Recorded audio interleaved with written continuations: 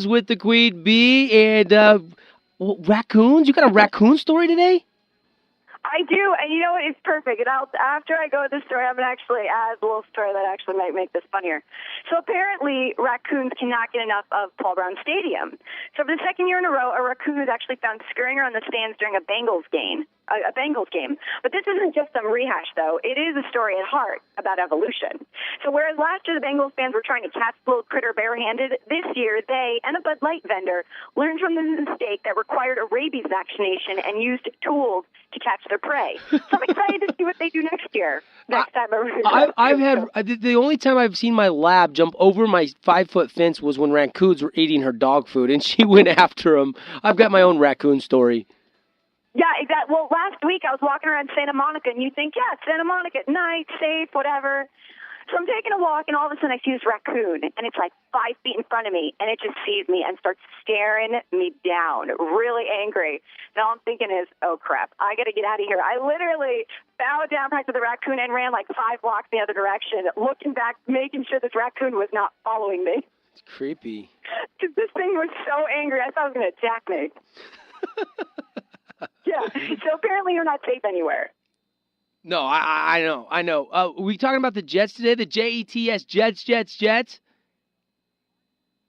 Yeah, the Jets. We're going to go with the Jets. So after peaking with the Jets, Hard Knocks actually had a really hard time finding teams to go under the documentary microscope for the training camp. So after a string of refusals, the 2012 edition settled for the boring Dolphins. Yeah, that's right. It was torture. So, and though the Bengals stepped up this year, it was another forgettable season, unfortunately. But thanks to a new rule passed by the NFL owners today, this week, the most interesting teams actually may no longer have the option to say no. So, even though people are starting to get kind of over Hard Knocks, it's not going anywhere. And, both HBO and NFL Films agree it's fantastic advertising for the league, but unfortunately, because of the difficulties they had in finding teams willing to allow cameras in the camp, the NFL felt they had to step in to ensure the show's future. So now the league can force teams to appear as if there were no volunteers. But so far, it's just a backup plan, since there actually has not been a year where a team couldn't be found to, quote, volunteer. But right now, we're this much closer to Hard Knocks, Bill Belichick's nightmare, which I would love to see. I'd rather have the Seahawks. I think a lot of fans would love to see their team on Hard Knocks. Yeah, there was no intrigue for me to watch the Dolphins this year. Rex Ryan would be intrigued every year, but people would get bored of that eventually too. So, yeah, Belichick would hate that, wouldn't he? Could you just imagine his dry, boring demeanor? That would not spike the ratings. But maybe it would. I don't know. Maybe people would like to see that. I mean, you got to go with the bigger fan bases, but it's the NFL's the NFL. Nobody wants to see the Jacksonville Jaguars right now on Hard Knocks next year, though. Oh, God, if they even make it as a team pass this year, it's torture. Unbelievable. All right, let's go on to some baseball. So according to CBS New York, no Braves player volunteered to catch Jones's ceremonial first pitch.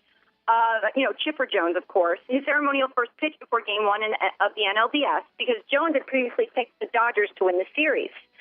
So Jones actually had to throw his pitch to the team's mascot, who we now assume has been tarred and feathered for not showing solidarity with his brothers in arms, which is fantastic. But a baseball team has reached its peak insufferability when it turns Chipper Jones into a sympathetic character. But the guy was right. That's tough, though. He was. That's tough, though.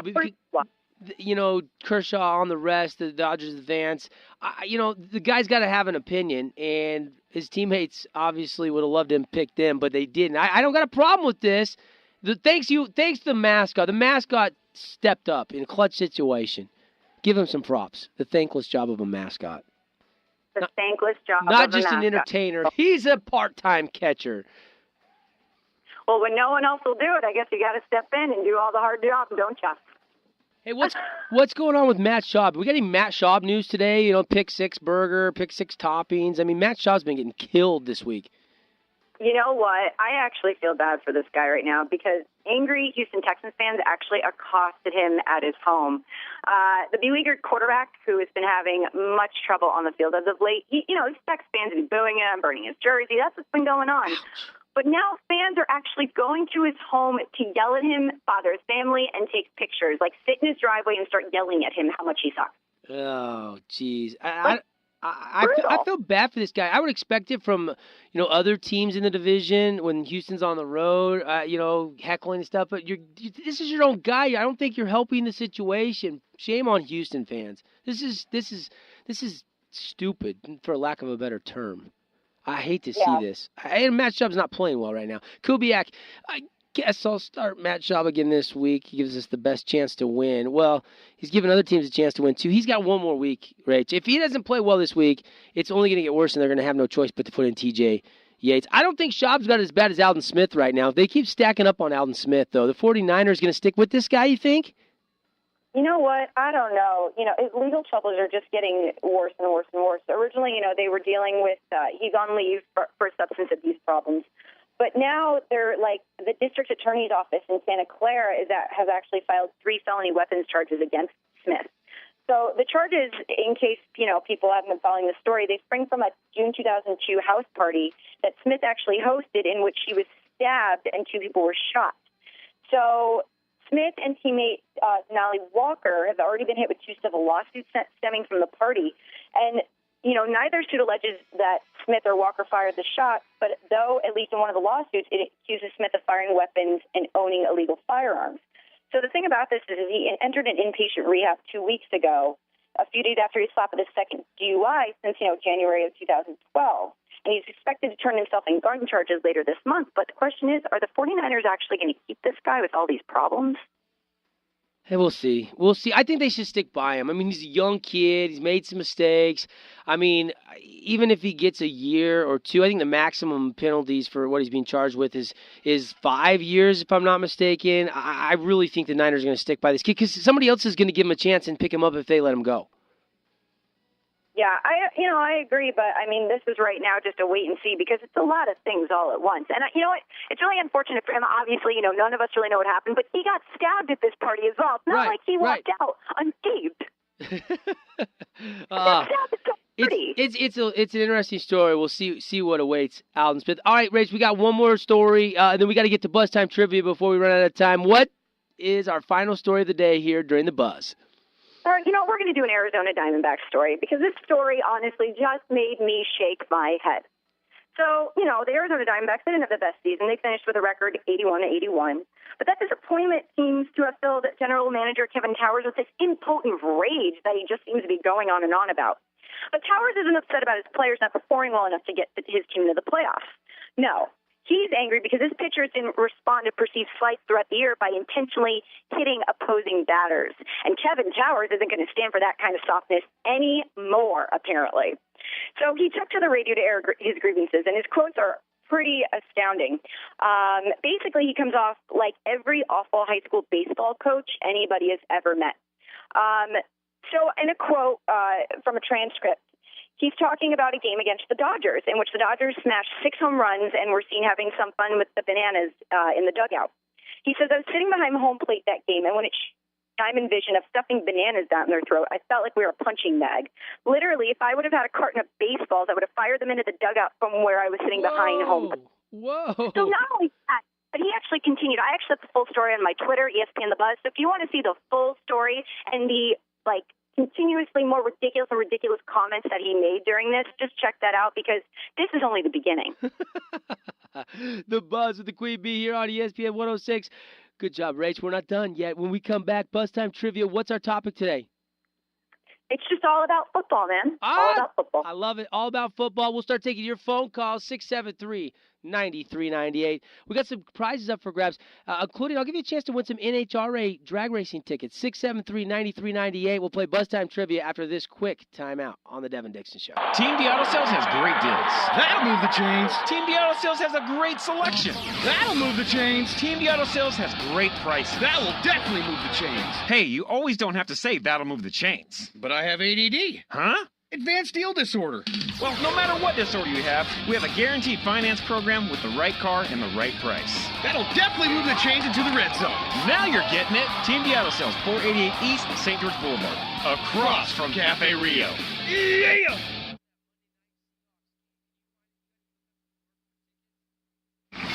Nitro-burning drag racing is returning to the Strip at Las Vegas Motor Speedway. It's the countdown to the championship, and the stakes are higher than ever at the NHRA Toyota Nationals, October 24th through 27th. Kids 12 and under are free all weekend long. Bring the whole family out and experience side-by-side racing so powerful that all 5 of your senses will melt into one. Purchase in advance and save at LDMS.com or call 800-644-4444. Live from the One Law Studios, it's the best in sports on 106.1 Sports Radio ESPN.